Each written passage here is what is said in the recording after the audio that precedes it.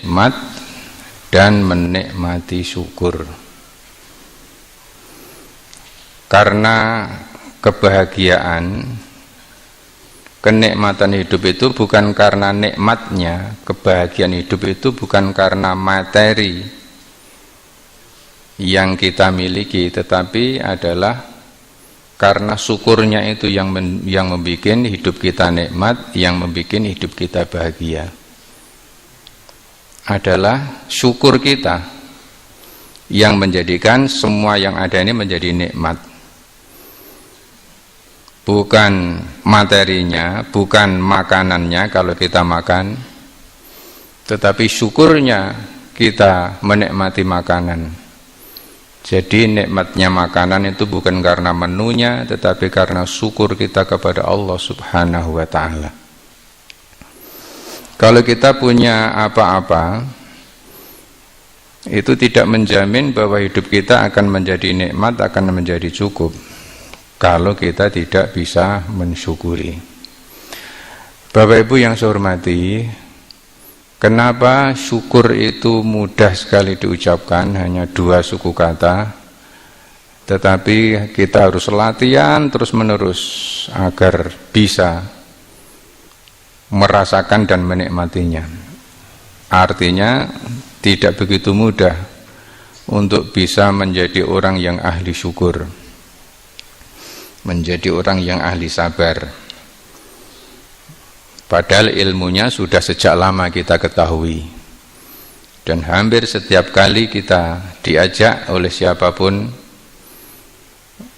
untuk bersyukur, untuk bersabar dan seterusnya, tetapi ternyata tidak mudah. Yang jelas syukur adalah perbuatan hati. Jadi anggota badan kita ini masing-masing punya tugas. Mata tugasnya, pekerjaannya untuk melihat. Telinga tugasnya, pekerjaannya untuk mendengar. Tangan bertugas untuk memegang. Kaki bertugas untuk berjalan dan sebagainya. Sedangkan hati kita, pekerjaannya, tugasnya antara lain adalah bersyukur. Itu yang bekerja adalah hati kita.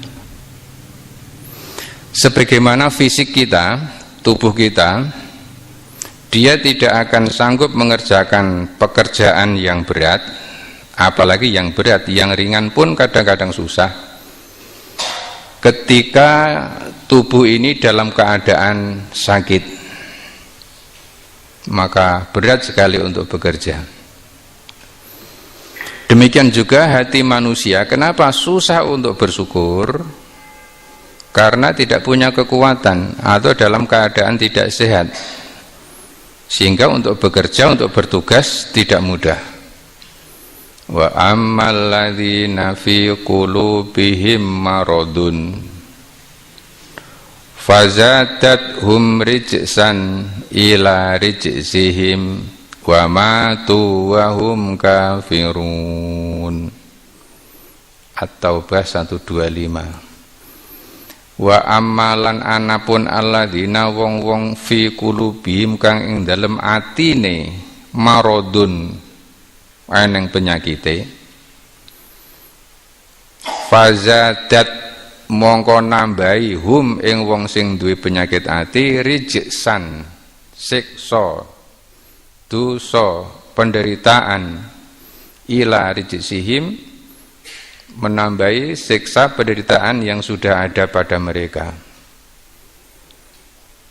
Kalau tidak cepat-cepat diobati, didiagnosa, diantisipasi penyakit ini, wa matu sampai mati, wahum kafirun dalam keadaan kafir. Ini yang paling berbahaya. Ketika di dalam hati ada penyakit, sehingga mestinya dia rajin bekerja, si hati itu rajin bertugas, serasa berat dan susah sekali untuk melakukan tugas-tugasnya. Salah satu tugasnya adalah bersyukur itu. Padahal syukur adalah ibadah yang tertinggi. Rasulullah sallallahu alaihi wasallam yang tidak punya dosa karena sudah diampuni oleh Allah, ibadahnya paling ngetop. Ketika ditanya Ibu Aisyah, jawabannya adalah, apa salahnya kalau saya bersyukur kepada Allah Subhanahu wa ta'ala. Padahal tidak kurang-kurang ibadahnya, tetapi semakin giat, semakin rajin sampai bengkak-bengkak kakinya ketika qiyamul lail. Bapak Ibu yang berbahagia, apa penyebab penyakit hati itu? Apa sih yang menyebabkan hati itu berpenyakit? Ketika orang sudah jatuh cinta, katanya cinta itu buta, maka sudah tidak bisa berpikir panjang.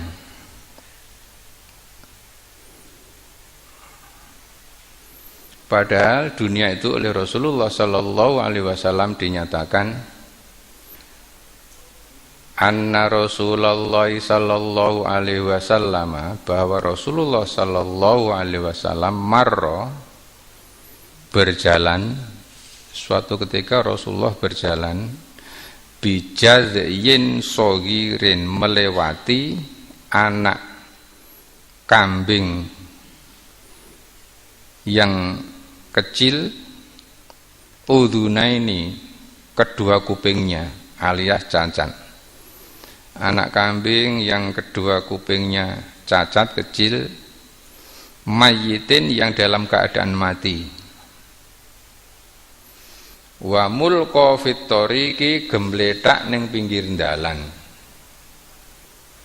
Faqala, Nabi bersabda, wallahi, ini bukan hu tapi hi yang betul, demi Allah, lat dunya, sungguh dunia ini, ahwanu, lebih rendah, lebih hina,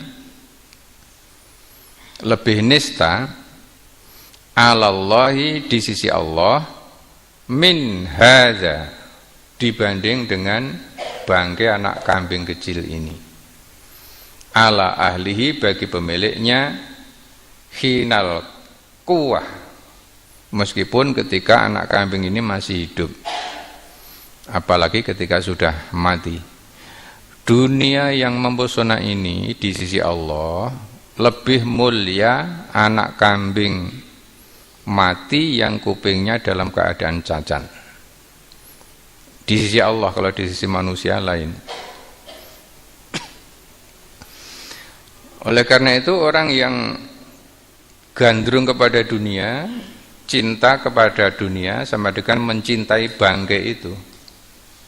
Semakin ditumpuk-tumpuk wong bangkai, ya membuat menderita. Kalau semata-mata hanya dunia saja itu. Karena yang dikenal dunia tidak kenal Allah sama sekali. Orang yang cinta dunia seperti ya orang yang jatuh cinta itu. Kemana-mana yang terbayang-bayang di hatinya, di pikirannya dunia, yang terlintas dunia, yang diceritakan selalu dunia. Blonjomu piro, anakmu piro, saiki mbut gaene nyang endi, sekolah wis do lulus apa urung, bocah-bocah wis lulus entuk gawean apa durung. Seperti orang jatuh cinta itu ya terbayang-bayang terus, ngelindur sampai ngimpi saja ya dunia itu ciri-cirinya. Kalau sudah seperti ini, dia tidak kenal lagi kepada Allah sang pencipta dunia itu. Akhirnya menjadi jumududumu'ul aini, bekunya air mata, jumud beku, air matanya beku alias habis, kentekan iluh, wis ora iso nangis, tidak ada rasa haru. Kenapa? Min qaswatil qalbi, penyebabnya adalah karena hatinya sudah keras. Hatinya berpenyakit kalau dibiarkan lama-lama mengeras. Orang yang sudah tidak punya rasa kasihan, tidak bisa terharu, penyebabnya karena kerasnya hati. Wa qaswatul qulubi, dan kerasnya hati penyebabnya adalah min kasratiz dzunubi, karena banyaknya dosa. Kenapa orang banyak dosa? Wa kasratuz dzunubi, dan banyak dosa ini penyebabnya adalah min tulil amali, karena panjangnya angan-angan.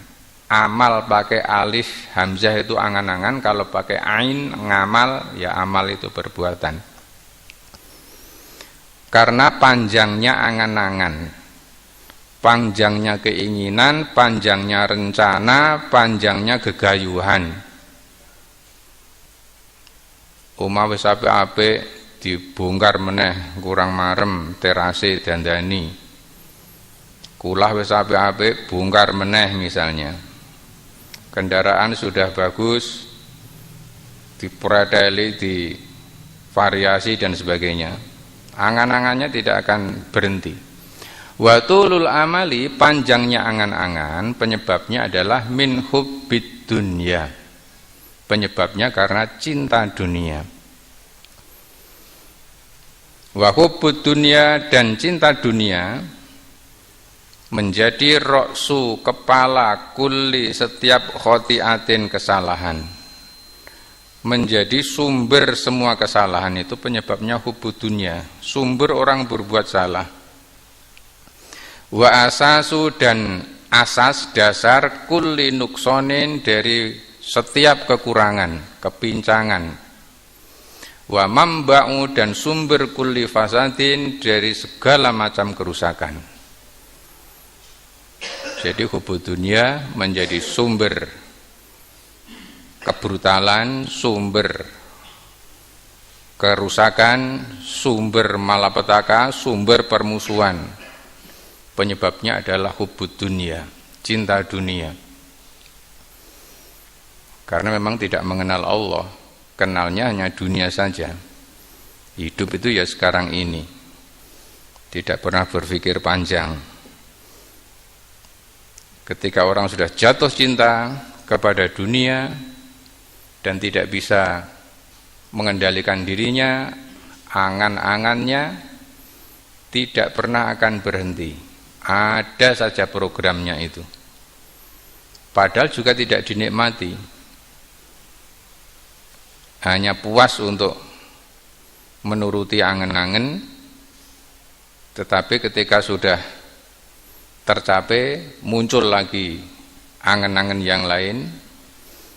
Ketika sudah tercapai, muncul lagi angan-angan yang lain. Oleh karena itu Rasulullah Shallallahu Alaihi Wasallam menyampaikan pesannya kepada kita, bahwasanya jika manusia itu mempunyai satu lembah, lau anna libni adama wadiyan min dzabin, seandainya anak Adam itu mempunyai emas, perhiasan emas, lempengan-lempengan emas sak jurang, satu lembah, ahabbu, dia lebih suka lagi ayakuna lahu wadiyani, dia kepengin memiliki dua lembah. Nek gur siji ora marem, nek wis duwe loro kepengin lagi. Wala yamla'u fahu, dan tidak akan memenuhi mulutnya illa turab, kecuali kalau sudah dipenuhi oleh tanah alias sudah mati. Wa yatubullahu, dan berbahagialah orang yang mampu bertobat dengan Allah, ala man taba, bagi orang yang bertobat. Riwayat Imam Bukhari dari sahabat Anas bin Malik. Bapak Ibu yang berbahagia, ini adalah karakter dasar manusia. Wa innahu lihubbil khairi lasyadid, dalam surat Al-Adiyat itu, wa innahu satemene menungso lihubbil khairi, le demen, le tresno marang bondo, lasyadid, tenanan. Wa tuhibbunal mala hubban jamma. Kita harus paham karakter kita yang seperti ini. Dan ini nanti yang akan menipu manusia. akan tertipu kalau karakter ini tidak difahami, tidak disadari. Ya ayyuhan nasu taqu rabbakum wakhshaw yawman la yajzi walidun an waladihi wala mauludun huwa jazin an walidihi syai'a. Inna wa'dallahi haqqun fala taghurrannakumul hayatud dunya wala yaghurrannakum billahil ghurur. Surat 31 Luqman ayat 33. Ya ayuhan nasuhi iling-iling para menungso, ittaku padha takwa sira marang Rabbakum marang Rabbmu, wakhsau lan padha wedya yauman suwijining dina. Takutlah kamu ketika hari itu nanti sudah datang.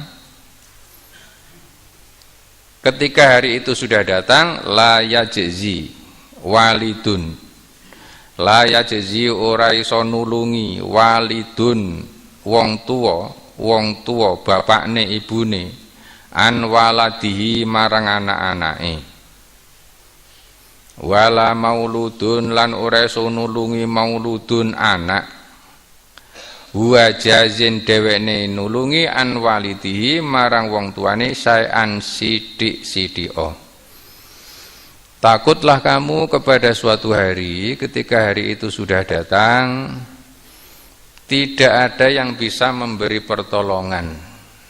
Orang tua tidak bisa menolong anak-anaknya, anak-anak tidak bisa memberi pertolongan kepada orang tuanya sedikit pun. Dan hari ini pasti datang, cepat atau lambat. Kenapa? Inna sak temene wa'dallahi janjine Allah iki hakun, hak. Allah berjanji bahwa nanti akan suatu ketika akan datang suatu hari yang ketika hari itu sudah datang sudah tidak ada yang bisa menolong. Fala mongko ojo pisan-pisan taghurronna, teman-teman horor, error, ngapusi, menipu kum ing sira al hayatud dunya, penguripan dunia. Jangan sampai penghidupan dunia ini, pesona dunia ini menipu kamu. Jangan sampai kamu tertipu oleh pesona dunia. Wala yaghurrannakum billahil ghurur, lan ojo nganti ngapusi marang sira saengga lali marang Allah Subhanahu wa taala al ghurur sing tukang apus-apus. Jangan sampai yang suka ngapusi itu kamu menipu kamu sehingga kamu lupa dengan Allah Subhanahu wa taala yang memiliki dunia ini. Bapak Ibu yang baik, dunia ini pada dasarnya adalah penipu bagi orang yang tidak punya ilmunya. Tertipu habis-habisan, kapusan, ketika baru tertipu yang enggak sadar, sadarnya nanti kalau sudah sadar. Padahal al-ghurur ini maksudnya dalam ayat ini adalah setan.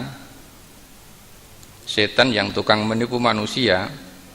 Sedangkan setan itu adalah alladzi yuwaswisu fi sudurin nasi minal jinnati wan nas, yaitu setan jenis demit. Insyaallah itu rapati bahaya. Wong nek jedul awake dhewe mlayu wedi ora bakal ketemu wong delik.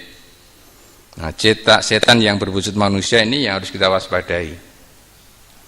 Setan yang berwujud manusia ini semakin hari semakin banyak, semakin hari semakin pandai, semakin hari semakin canggih, semakin cerdas, semakin licik dan seterusnya.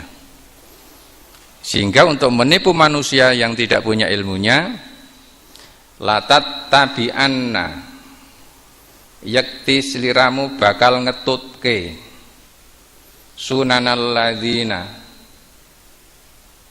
jejak orang-orang min qablikum sadurungira, kamu nanti akan mengikuti tipu daya setan berbentuk manusia ini.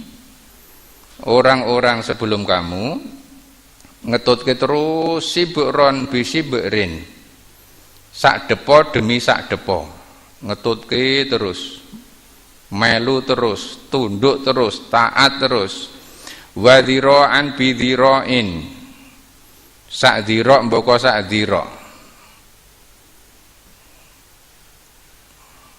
hatta saenggo lau lamun dakholu mlebu hujra dhabbin, liang hewan yang namanya dhab, latabi tumuhum yakti siramu bakal tetep melu mlebu ning nggon ngerong, saking le kepencut, saking le keblinger, saking le gumun, sangka pintere sangka canggih. Kulna, aku sak kanca para sahabat nyuwun piriksa marang Rasulullah, ya Rasulullah, duh Kanjeng Nabi, napa niku sing namine al Yahuda wan Nasara, napa niku tiyang Yahudi Nasrani ya Rasul? Kala Nabi Kanjeng Nabi ngendika, faman sapa meneh nek dudu Yahudi lan Nasrani. Ini orang yang pecinta dunia, yang jatuh cinta kepada dunia. Kemudian ada orang-orang yang sudah berhasil untuk menyulap dunia ini. Kalau dia punya emas sak jurang ora trimo kepengin duwe loro ora trimo kepengin duwe telu dan seterusnya, maka para pecinta dunia yang menyebabkan hatinya sakit kemudian keras dan mati akan setia mengikuti ittiba kepada mereka. Mestinya kita ittibanya kepada Rasul, tetapi ini ittibanya kepada Yahudi dan Nasrani. Bagaimana caranya untuk ittiba kepada mereka? Pecinta dunia saat ini namanya kapitalis, sistem ekonomi kapitalis. Cara kapitalisme menguasai dunia oleh Ustadz Dwi Condro Triyono, filosofi doktor. Ini ilmu ini kita pelajari agar kita bisa memahami dan tidak ikut-ikutan tertipu. Sistem ekonomi kapitalisme telah mengajarkan bahwa pertumbuhan ekonomi hanya akan terwujud jika semua pelaku ekonomi terfokus pada akumulasi kapital atau modal. Kita pelajari agar kita tidak ikut-ikutan untuk hubud dunia. Kalau kita sudah melangkah ke sana, cepat-cepat mentas kembali, mumpung belum terlalu jauh. Engko nek wis keblesek angel arep mentas. Akumulasi modal.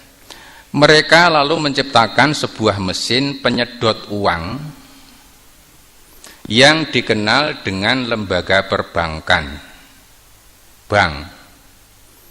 Ini pertama kali Yahudi yang bikin seperti ini. Ketika di Madinah Nabi belum hijrah itu sudah bank itu, tapi bank konvensional sudah bermunculan. Oleh lembaga ini, sisa-sia uang di sektor rumah tangga sing kudune disimpen ning ngisor bantal, duit awake dhewe, yang tidak digunakan untuk dikonsumsi akan disedot, disimpen yang ngebank, ben berbunga, ben mana, sapa ngerti engko entuk hadiah. Ini disedot kabeh duit itu, sehingga enggak sempat sedekah. Lalu siapakah yang akan memanfaatkan uang di bank tersebut? Tentu mereka yang mampu memenuhi ketentuan pinjaman atau kredit dari bank, yaitu fixed return dan agunan. Konsekuensinya hanya pengusaha besar dan sehat sajalah yang akan mampu memenuhi ketentuan ini. Siapakah mereka itu? Mereka itu tidak lain adalah kaum kapitalis, orang yang punya modal. yang sudah mempunyai perusahaan yang besar untuk menjadi lebih besar lagi. Nah, apakah adanya lembaga perbankan ini sudah cukup? Bagi kaum kapitalis tentu tidak ada kata cukup. Mereka ingin terus membesar dengan cara apa? Yaitu dengan pasar modal. Pertama nggawe bank, kedua nggawe pasar modal. Ilmu ini kita nggak nyandak neng hamba-hamba awake dhewe menjadi pendukung setia ini. Perlu kita pelajari. Pasar modal panganan apa kula dhewe ya ora mudeng. Dengan pasar ini para pengusaha cukup mencetak kertas-kertas saham untuk dijual kepada masyarakat dengan iming-iming akan diberi dividen. Siapakah yang memanfaatkan keberadaan pasar modal ini? Dengan persyaratan untuk menjadi emiten dan penilaian investor yang sangat ketat, lagi-lagi hanya pengusaha besar dan sehat saja yang akan dapat menjual sahamnya di pasar modal ini. Jadi duit awake dhewe disedot kabeh, ditabung ning bank, kemudian diputer mereka. Siapa mereka itu? Kaum kapitalis juga yang sudah mempunyai perusahaan besar untuk menjadi lebih besar lagi. Adanya tambahan pasar modal ini apakah sudah cukup? Bagi kaum kapitalis tentu tidak ada kata cukup. Mereka ingin terus membesar dengan cara apa lagi? Cara selanjutnya yaitu dengan memakan perusahaan kecil. Bagaimana caranya? Menurut teori Karl Marx, dalam pasar persaingan bebas ada hukum akumulasi kapital. Ora iso maca nih bahasa Inggrisnya. Okay. The law of capital accumulation, accumulation. Yaitu perusahaan besar akan memakan perusahaan kecil. Nah niki pun contohnya, jika di suatu wilayah banyak terdapat toko kelontong yang kecil, maka cukup dibangun sebuah mall yang besar. Dengan itu toko-toko itu akan tutup dengan sendirinya. Alfamart kemana-mana, mbok di sing dodol nganggo tambah kae wis hilang kabeh pisan. Ini bukan kebetulan Bapak Ibu. Inilah pecinta dunia. Maka hatinya sudah mati, sudah nggak bisa berpikir panjang. Sing terpikir ya badi itu keuntungan. Dengan apa perusahaan besar melakukan ekspansinya? Tentu dengan didukung oleh dua lembaga sebelumnya tadi itu, yaitu perbankan dan pasar modal. Lagi-lagi ini perbankan dan pasar modal. Agar perusahaan kapitalis dapat lebih besar lagi, mereka harus mampu memenangkan persaingan pasar. Persaingan pasar hanya dapat dimenangkan oleh mereka yang dapat menjual produk-produknya dengan harga yang paling murah. Bagaimana caranya? Kita ingat produk-produk Cina yang kesini, Nokia, rak silang kabeh to niku. Ngurkani larang-larang didhawuhi produk Cina yang murah-murah itu. Bagaimana caranya? Caranya adalah dengan menguasai sumber-sumber bahan baku seperti pertambangan, bahan mineral, kehutanan, minyak bumi, gas, batu bara, air, dan sebagainya. Dan ini sudah mereka kuasai saat ini. Lantas dengan cara apa perusahaan besar dapat menguasai bahan bakar tersebut? Lagi-lagi tentu saja dengan dukungan permodalan dari dua lembaganya, yaitu perbankan dan pasar modal. Jika perusahaan kapitalis ingin lebih besar lagi, maka cara berikutnya adalah dengan mencaplok perusahaan milik negara atau BUMN. Kita sudah memahami bahwa perusahaan negara umumnya menguasai sektor-sektor publik yang sangat strategis seperti sektor telekomunikasi, transportasi, pelabuhan, keuangan, pendidikan, kesehatan, pertambangan, kehutanan, energi, dan sebagainya. Bisnis di sektor yang strategis tentu merupakan bisnis yang sangat menjanjikan karena hampir tidak mungkin rugi. Lantas bagaimana caranya? Caranya adalah dengan mendorong munculnya undang-undang privatisasi BUMN. Sehingga undang-undang juga mereka. Dengan adanya jaminan dari undang-undang ini, perusahaan kapitalis dapat dengan leluasa mencaplok satu persatu BUMN tersebut, tentu tetap dengan dukungan permodalan dari dua lembaganya, yaitu perbankan dan pasar modal. Jika dengan cara ini kaum kapitalis sudah mulai bersinggungan dengan undang-undang, maka sepak terjangnya tentu akan mulai banyak menemukan hambatan. Bagaimana cara mengatasinya? Caranya ternyata sangat mudah, yaitu dengan menjadi gubernur DKI, yaitu dengan masuk ke sektor kekuasaan. Ini bukan kebetulan. Masuk ke sektor kekuasaan itu sendiri. Kaum kapitalis harus menjadi penguasa.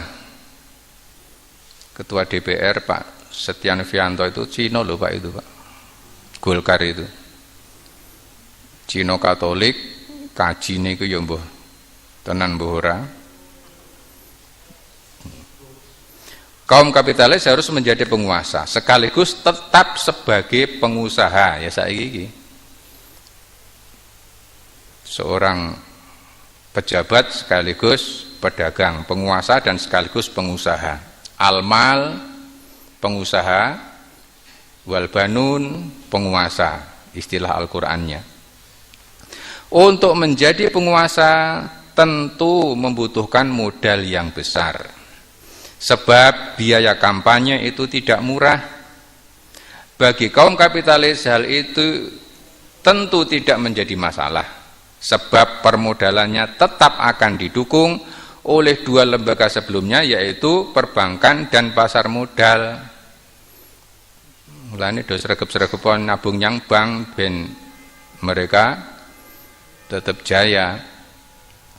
Jika kaum kapitalis sudah melewati cara-cara ini, maka hegemoni atau pengaruh ekonomi di tingkat nasional hampir sepenuhnya terwujud. Hampir tidak ada problem yang berarti untuk dapat mengalahkan kekuatan hegemoni ini. Namun apakah masalah dari kaum kapitalis sudah selesai sampai di sini? Tentu saja belum. Ternyata hegemoni ekonomi di tingkat nasional saja belum cukup.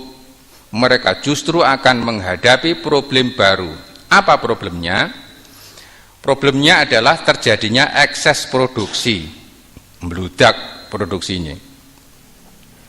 Bagi perusahaan besar yang produksinya terus membesar, jika produknya hanya dipasarkan di dalam negeri saja, tentu semakin lama akan semakin kehabisan konsumen. Lantas kemana mereka harus memasarkan kelebihan produksinya? Dari sinilah akan muncul cara-cara berikutnya, yaitu dengan melakukan hegemoni di tingkat dunia.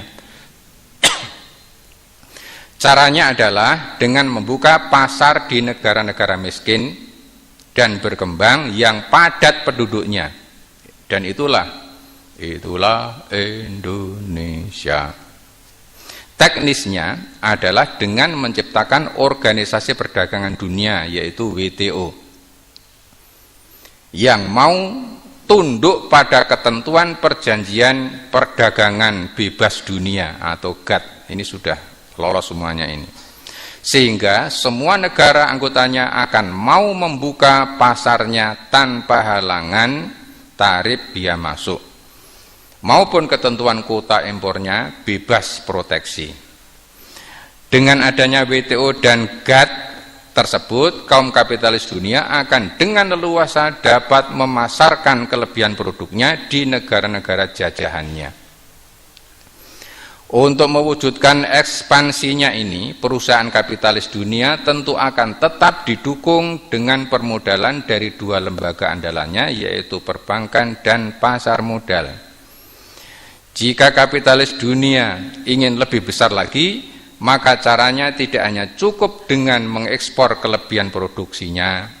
Mereka harus membuka perusahaannya di negara-negara yang menjadi objek ekspornya, yaitu dengan membuka multinational corporation (MNC) atau perusahaan lintas negara di negara-negara sasarannya.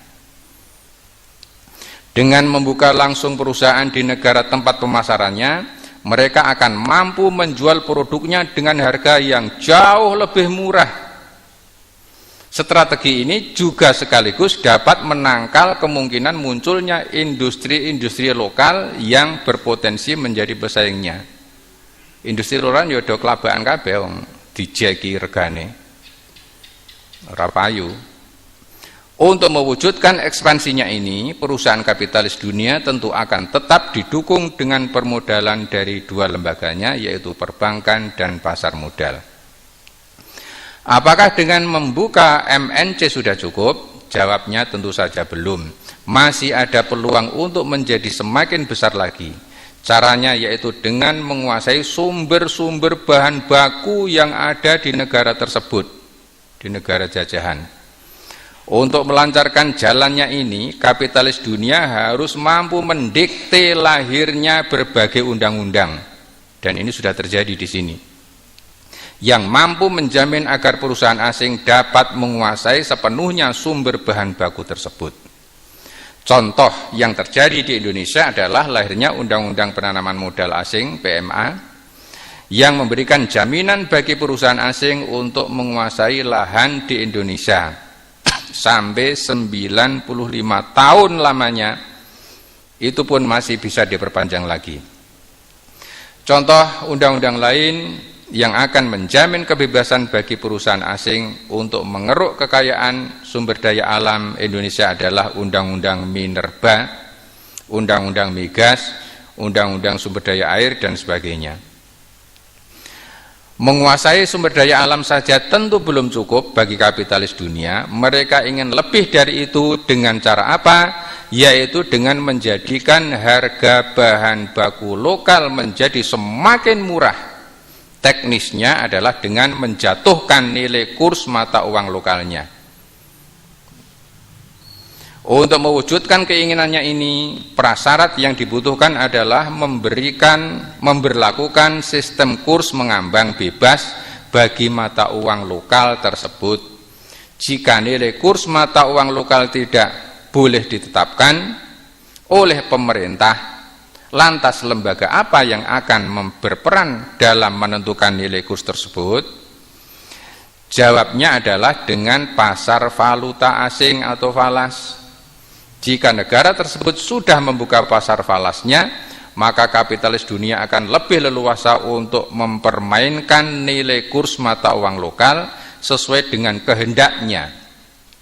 Jika nilai kurs mata uang lokal sudah jatuh, maka harga bahan-bahan baku lokal dijamin akan menjadi murah kalau dibeli dengan politik apapun. Meskipun ini ujung-ujungnya tadi itu hubud dunia, sudah mempunyai masak jurang kepengen loro, wis duwe loro kepengen telu, tidak ada habis-habisnya. Kalau kita tidak pandai menata hati, gur ikut-ikutan. Caranya bagaimana untuk memerangi ini? Kita enggak berdaya apa-apa, kecuali kalau kita bisa menahan diri, menata hati, ora kepinginan. Maraknya pakaian, maraknya sandangan, maraknya kuliner makanan ini adalah dari sana asalnya. Ada F3 itu food, fun, fashion. Dulu pernah kita bahas panjang lebar ini yang mengepung negara kita ini. Nah, sekarang sudah terwujud semuanya ini. Tentang konsumtif cinta dunia ini salah satunya tadi itu. Sehingga kuliner marak di mana-mana, sandangan itu saniki wis pakaian itu, mainan anak-anak semuanya produk-produk dari sana. Dan kita itu tadi hadisnya, kamu nanti akan mengikuti mereka sejengkal demi sejengkal, selangkah demi selangkah sampai masuk lubang biawak ikut didoli apa wae payu. Setiap ada model pit motor anyar langsung ning dalan teng sliweran itu. Bagaimana kita melawannya? Menahan diri ojo kepinginan. Hasbunallah wa ni'mal wakil. Wah engko dadi orang dianggap wong ora gaul, Pak. Ben ra apa-apa ora gaul ya wis ben. Derene wong desit ra apa-apa. Derene wong kuno ra apa-apa. Ini proxy war Pak namanya Pak. Perangnya sekarang seperti ini le perang. Lar lawan pripun ini. Negara aja nggak mampu. Negara kita ini kualan ini. Kenapa masalah Ahok ini ditunda lama-lama? Dia gara-gara ayo titenono nggone nganti mbok proses. Masya Allah. Bapak Ibu, ujung-ujungnya adalah menata hati agar hati kita tangguh, hanya hasbunallah wa ni'mal wakil, tidak kepinginan, tidak khawatir, tidak takut apapun kecuali kita takut kepada ancaman Allah, dan kita punya harapan satu-satunya yaitu pertolongan dari Allah Subhanahu wa taala. Demikian Bapak Ibu, waktunya sudah sampai. Kemudian kita sampaikan laporan infak